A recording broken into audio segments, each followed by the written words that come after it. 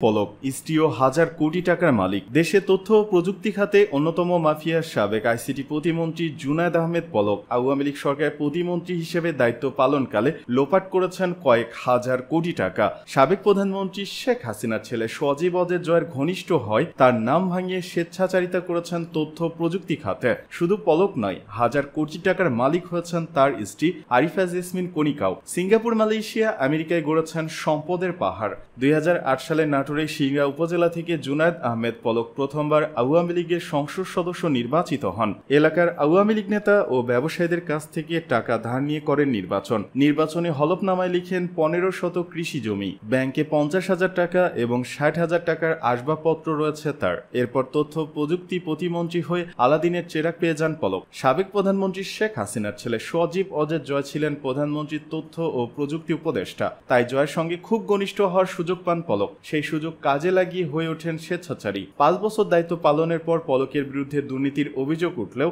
জয়ের সুপারিশের সব অভিযোগ থেকে বেঁচে যান তিনি। ফলে 3 মেয়াদে অনেক মন্ত্রী প্রতিমন্ত্রীর চেয়ার বদল হলেও পলক একই পদে থেকে যান। টাকা দিয়ে সবকিছু ম্যানেজ করেন। দেশে তথ্য প্রযুক্তি খাতে হাজার কোটি টাকার দুর্নীতি করেন পলক। তথ্য প্রযুক্তির উন্নয়নের নামে একের পর এক প্রকল্প বানিয়ে বাজেট থেকে শত শত কোটি টাকা লোপাট করেন। সজীব অজয় জয় আইসিটি উপদেষ্টা হয়, এ খাতে ছিল না কোনো জবাবদিহি। পলকের বিরুদ্ধে কেউ কোনো কথা বলতে পারেনি। অবৈধভাবে অর্জিত অর্থ দেশের বাইরেও পাচার করেছেন পলক। সবশেষ জাতীয় সংসদ নির্বাচনের সময় হলফনামায় দেওয়া তথ্য মতে পলকের গেল 5 বছরের সম্পদ ও আয় বাড়ে অস্বাভাবিক হারে। নিজের অবৈধ আয়ের অর্থ বৈধ করতে স্ত্রীকে বানিয়েছেন উদ্যোক্তা। তার স্ত্রীর নামে সিংড়ায় রয়েছে 300 থেকে 400 বিঘা জমি। ঢাকায় কমপক্ষে 15টি ফ্ল্যাট আছে। পলক ও তার স্ত্রীর নামে সিঙ্গাপুর, মালয়েশিয়া ও আমেরিকায় ব্যবসা প্রতিষ্ঠান ও বাড়ি রয়েছে। নামে বেনামে প্রায় 30 থেকে 40 হাজার কোটি টাকার সম্পদ রয়েছে পলক ও তার স্ত্রীর কণিকার নামে। পলকের স্ত্রী পেশায় স্কুল শিক্ষিকা। গেল 10 বছরে তিনি কয়েক হাজার কোটি টাকার মালিক বনে গেছেন। এত সম্পদ মূলত বিভিন্ন সরকারি প্রকল্পের দুর্নীতির মাধ্যমে অর্জন। যে কোনো প্রকল্প নিলেই তার 15% দিতে হতো পলককে। স্বেচ্ছাচারিতা করেছেন পলকের আত্মীয় স্বজনরাও। ডিজিটাল বাংলাদেশ তৈরি, A2I প্রকল্প, Sheikh Russel digital lab, hitech park, IT park তৈরির নামে হাজার হাজার কোটি টাকা লোপাট করেছেন পলক। এদিকে পলক, তার স্ত্রী, পরিবার ও তাদের মালিকানাধীন ব্যবসা প্রতিষ্ঠানের ব্যাংক হিসাবে লেনদেন স্থগিত করা হয়েছে।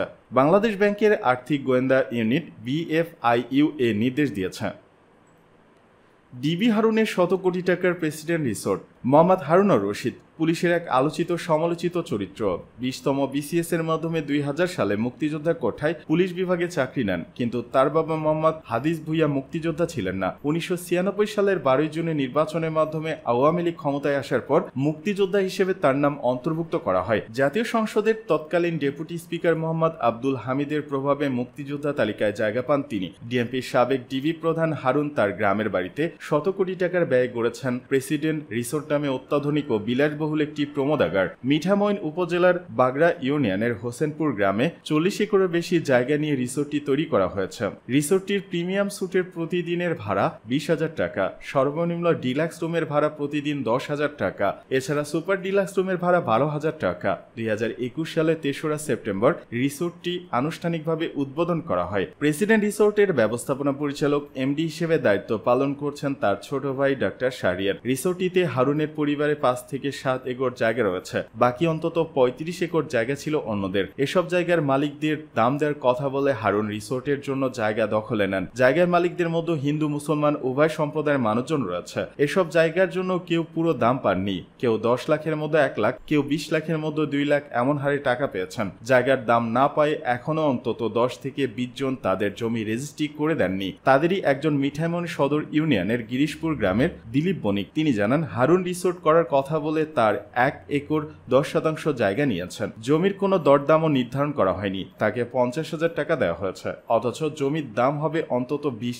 লাখ টাকা। টাকা না পায় জমি রেজিস্ট্রি করে দেননি জানিয়ে দিলীপ বণিক বলেন, আমার মতো এমন অন্তত 12 জন রয়েছে যাদের নামমাত্র টাকা দিয়ে জমি রিসোর্ট করার জন্য হারুন নিয়ে গেছে। আমরা জমির দলিল দেইনি। রিসোর্টের জন্য নেওয়া 20 আনার মতো জায়গা দলিল হয়েছে, বাকি জমির দলিল হয়নি। পরিবর্তিত পরিস্থিতি প্রসঙ্গে দিলীপ বণিক বলেন, আমার জমির কাগজ ও দলিল রয়েছে। যেহেতু জমি বিক্রি করিনি তাই আমি জমির মালিক। এলাকাবাসী বলছেন সাবেক ডিবি প্রধান হারুন সাবেক প্রেসিডেন্ট মোহাম্মদ আব্দুল হামিদের আশীর্বাদ এবং সহযোগিতায় চাকরি পাওয়া থেকে শুরু করে পুলিশে বিভিন্ন উচ্চ পদে আসীন হতে পেরেছেন। মোহাম্মদ আব্দুল হামিদ সে সময় প্রেসিডেন্ট হিসেবে দায়িত্ব পালন করে তাকে খুশি করতে দাপুটে পুলিশ অফিসার হারুন তার রিসোর্টের নাম দিয়েছেন প্রেসিডেন্ট রিসোর্ট। ফলে নিজেদের তেমন উল্লেখযোগ্য পরিমাণ জায়গা না থাকলেও রিসোর্টের জন্য জায়গা নিতে বেগ পেতে হয়নি। রিসোর্টটির ভিত্তিপ্রস্তর স্থাপনের সময় সেখানে মাত্র একটি পুকুর ছিল। এখন চারপাশে গাছপালা, duplex, cottage, cultural centre, outdoor সহ নানা কারুকার্য সম্বলিত পাথরের বিভিন্ন সামগ্রী তৈরি করা হয়েছে। রয়েছে একাধিক চাইনিজ রেস্তোরাঁ, শিশু পার্ক, ওয়াচ টাওয়ার, লেক সহ নানা কিছু। সাবেক প্রেসিডেন্ট মোহাম্মদ আব্দুল হামিদ সহ আওয়ামী লীগ সরকারের বিভিন্ন পর্যায়ে মন্ত্রী, এমপি, পুলিশের ঊর্ধ্বতন কর্মকর্তা, বিচার বিভাগের কর্মকর্তা, চলচ্চিত্র জগতের তারকা এবং ভিআইপি ব্যক্তিরা বিলাসবহুল রিসোর্টটিতে সময় কাটিয়েছেন। খোঁজ নিয়ে জানা গেছে গত 5ই আগস্ট ছাত্র জনতার অভ্যুত্থানের পর থেকে রিসোর্টটিতে দর্শনার্থীদের প্রবেশ বন্ধ রাখা হয়েছে, তবে রিসোর্টটিতে বুকিং চালু রয়েছে।